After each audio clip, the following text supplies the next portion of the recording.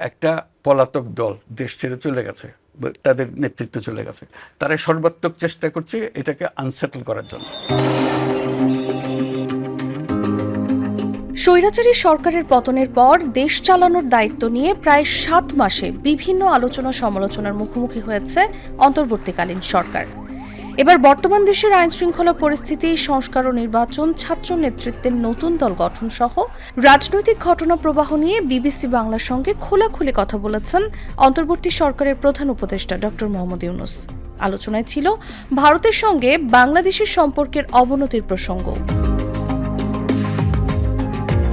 প্রধান উপদেষ্টা হওয়ার পর এই 6 মাসকে কিভাবে দেখেন এবং তিনি যা করতে চেয়েছিলেন প্রধান উপদেষ্টা হিসেবে তাতে কতটা সফল হয়েছেন এমন প্রশ্নের জবাবে ডক্টর মোহাম্মদ ইউনূস বলেন, সরকার যখন গঠন হলো তখন কোনো চিন্তা ভাবনা ছিল না সরকারের প্রধান হয়ে দায়িত্ব পাবেন তিনি, এবং সেই দেশ এমন দেশ যেখানে সব তছনছ হয়ে গেছে, কোনো জিনিস আর ঠিকমতো কাজ করছে না, যা কিছু আছে ধ্বংসস্তূপের মধ্য দিয়ে কাজ করতে হবে।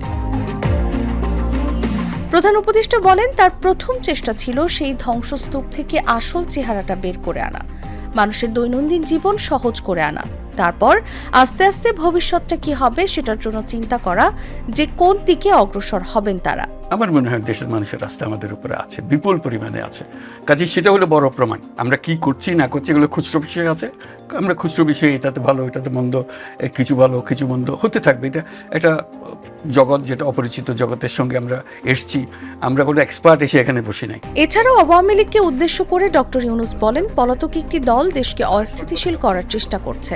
বলেন, তারা মাঝে মাঝে ঘোষণা করছে, বক্তৃতা দিচ্ছে, অ্যাড্রেস করছে, এতে মানুষ উত্তেজিত হচ্ছে। বাংলাদেশ ভারতের সম্পর্ক ভালো না থেকে উপায় নেই।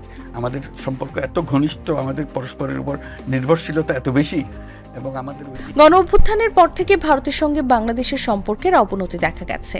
দুই দেশের সম্পর্ক এখন কোন পর্যায়ে আছে এমন প্রশ্নের জবাবে প্রধান উপদেষ্টা বলেন, বাংলাদেশ ভারতের সম্পর্ক ভালো না থেকে উপায় নেই। দুই দেশে পরস্পরের উপর নির্ভরশীলতা এত বেশি, এবং আমাদের ঐতিহাসিকভাবে, রাজনৈতিকভাবে, আমাদের অর্থনৈতিকভাবে আমাদের সম্পর্ক এত ক্লোজ সম্পর্ক, সেটার থেকে আমরা বিচ্যুত হতে পারবো না। তবে আওয়ামী লীগ কি নিষিদ্ধ হবে বা নির্বাচনে অংশ নেবে কিনা এই বিষয়ে তিনি বলেন, এই দেশ থেকে কারো অধিকার কেড়ে নেওয়ার কোনো উপায় নেই, কিন্তু যে অন্যায় করেছে, যার বিচার হওয়া উচিত তার বিচার হতে হবে। তাসলিমা তিথি, জাগো নিউজ।